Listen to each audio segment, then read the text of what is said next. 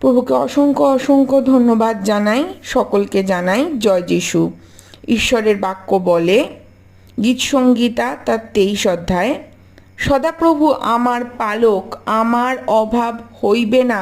তিনি তৃণভূষিত চড়ানিতে আমাকে শয়ন করান, তিনি বিশ্রাম জলের ধারে ধারে আমাকে চালান। তিনি আমার প্রাণ ফিরাইয়া আনেন, তিনি নিজ নামের জন্য আমাকে ধর্মপথে গমন করান।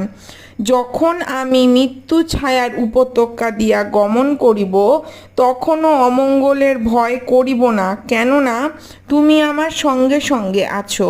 তোমার পাচনি ও তোমার যষ্টি আমাকে সান্ত্বনা করে। তুমি আমার শত্রুগণের সাক্ষাতে আমার সম্মুখে মেজ সাজাইয়া থাকো। তুমি আমার মস্তক তৈলে সিক্ত করিয়াছ, আমার পানপাত্র উথলিয়া পড়িতেছে। কেবল মঙ্গল ও দয়ায় সমুদয় দিন আমার জীবনের সমুদয় আমার অনুচর হইবে, আর আমি সদাপ্রভুর গৃহে চিরদিন বসতি করিব। হালেলুয়া। প্রভুকে অসংখ্য ধন্যবাদ জানাই, প্রভুকে ধন্যবাদ জানাই এত সুন্দর সুন্দর বাক্য প্রতিদিন আমাদেরকে দেওয়ার জন্য, আমাদেরকে শেখানোর জন্য। প্রভুকে ধন্যবাদ জানাই সমস্ত কিছুর জন্য।